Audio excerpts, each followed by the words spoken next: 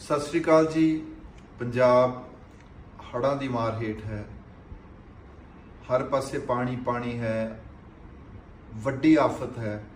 ਪਰ ਪੰਜਾਬ ਹਮੇਸ਼ਾ ਦੁਨੀਆ ਦੇ ਨਾਲ ਖੜਿਆ ਤੇ ਜੇ ਅੱਜ ਪੰਜਾਬ ਨੂੰ ਲੋੜ ਹੈ ਤੇ ਦੁਨੀਆ ਵੀ ਪੰਜਾਬ ਦੇ ਨਾਲ ਖੜੀ ਹੋਈ ਹੈ।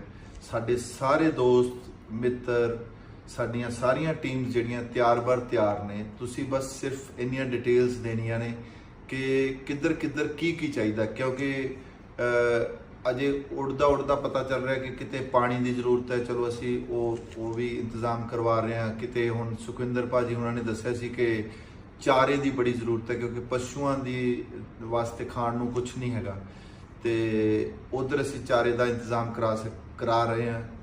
ਅਜੇ ਤੇ ਸ਼ੁਰੂਆਤ ਹੋਈ ਹੈ, ਕਿਉਂਕਿ ਅਜੇ ਕਾਫੀ ਦਿਨ ਲੱਗਣਗੇ ਸਥਿਤੀ ਨੂੰ ਬਿਲਕੁਲ ਬਿਹਤਰ ਹੁੰਦਿਆਂ ਜਾਂ ਬਰਾਬਰ ਹੁੰਦਿਆਂ। ਤੇ ਤੁਸੀਂ ਸਾਨੂੰ ਡਿਟੇਲਸ ਦਿੰਦੇ ਰਹੋ। ਸਾਡਾ ਨੰਬਰ ਹੈ 9810139792।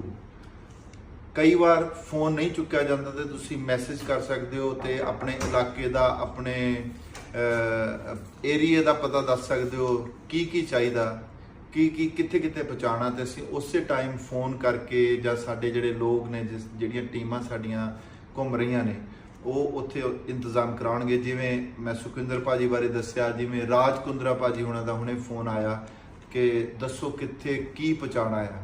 ਔਰ ਮੇਰੀ ਪਿੰਡ, ਸਾਡੇ ਜਿੰਨੇ ਵੀ ਲੋਕ ਨੇ ਉਹਨਾਂ ਨਾਲ ਗੱਲ ਹੋਈ, ਕਿਉਂਕਿ ਸਾਡੇ ਪਿੰਡਾਂ ਵੱਲ ਵੀ ਬਹੁਤ ਜ਼ਿਆਦਾ ਹੜ੍ਹ ਦੀ ਮਾਰ ਜਿਹੜੀ ਹੈ, ਬਹੁਤ ਵੱਡੀ ਮਾਰ ਹੋਈ ਹੈ ਉੱਥੇ, ਤੇ ਉੱਥੇ ਵੀ ਪਾਣੀ ਦਾ ਇੰਤਜ਼ਾਮ ਕੀਤਾ ਜਾ ਰਿਹਾ, ਰਾਸ਼ਨ ਔਰ ਚੀਜ਼ਾਂ। ਤੁਸੀਂ ਦੱਸੋਗੇ ਫਿਰ ਅਸੀਂ ਉੱਥੇ ਚੀਜ਼ਾਂ ਜਿਹੜੀਆਂ ਪਹੁੰਚਾਉਂਦੇ ਰਹਾਂਗੇ। ਜਿੱਥੇ ਵੀ ਮੇਰੀ ਪੋਸਟ ਪਹੁੰਚਦੀ ਜਾ ਰਹੀ ਹੈ, ਪਲੀਜ਼ ਸਾਨੂੰ ਜ਼ਰੂਰ ਦੱਸੋ। 9810139792 WhatsApp ਦੇ ਉੱਪਰ ਤੁਸੀਂ ਮੈਸੇਜ ਵੀ ਭੇਜ ਸਕਦੇ ਹੋ। Thank you so much. ਸਤਿ ਸ਼੍ਰੀ ਅਕਾਲ।